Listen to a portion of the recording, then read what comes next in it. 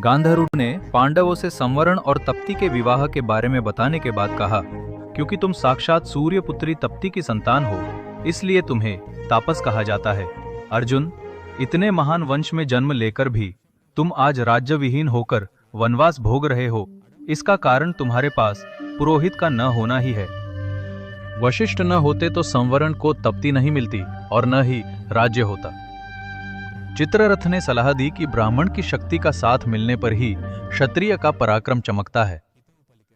वशिष्ठ महर्षि की महानता सुनकर अर्जुन भावुक हो गए। उन्होंने भी अपने लिए एक समर्थ पुरोहित की कामना की।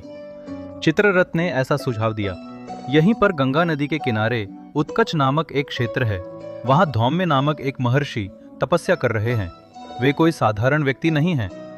देवगुरु बृहस्पति के छोटे भाई देवल महर्षि हैं। आप उनसे प्रार्थना करें। ब्राह्मण वेश में पांडव कुंती देवी के साथ महर्षि के आश्रम गए। धौम्य को देखते ही पांचों भाइयों ने उनके चरणों में साष्टांग प्रणाम किया। धर्मराज ने अत्यंत विनम्रता से इस प्रकार निवेदन किया, हे महाभाग, हम पांडुराज के पुत्र हैं। इस समय राज्य खोकर वनों में भटक रहे हैं और तष्टों में हैं। हमें धर्म के मार्ग पर चलाने वाले और हमारे वंश के रीति रिवाजों को निभाने वाले कोई पुरोहित नहीं है। आप हम पर दया करके हमारे पुरोहित बने, ऐसी हम प्रार्थना करते हैं। धर्मराज ने आगे कहा, स्वामी, हमने यह जान लिया है कि किसी राजा को विजय प्राप्त करने और धर्म की स्थापना करने के लिए एक समर्थ पुरोहित का आशीर्वाद अनिवार्य है। आप हमारे पिता और गुरु के समान हमारा साथ दे और हमारे कष्टों को दूर करे। महर्षि धौम्य ने अपनी दिव्य दृष्टि से पांडवों की महानता और उनके भविष्य को जान लिया। उनकी विनम्रता और धर्मनिष्ठा के लिए वह बहुत प्रसन्न हुए।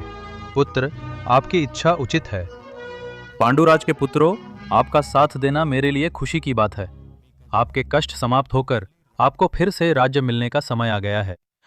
मैं आपका पुरोहित बनकर आपकी भलाई के लिए जप तप और यज्ञ याग करवाऊंगा, ऐसा उन्होंने आश्वासन दिया। महर्षि धौम्य को पुरोहित के रूप में प्राप्त करने के बाद पांडवों में एक नया उत्साह भर गया। इतने महान महात्मा के अपने साथ होने के भरोसे के साथ वे आगे बढ़े। महर्षि ने उन्हें शुभ मंत्रों का पाठ करके पांचाल देश की यात्रा के लिए आशीर्वाद दिया। पांडव चित्ररथ द्वारा दिए गए दिव्य घोड़ों के साथ पांचाल देश के लिए प्रस्थान कर गए। इसके बाद क्या हुआ, यह जानने के लिए अर्जुन कमेंट करे और सब्सक्राइब करे।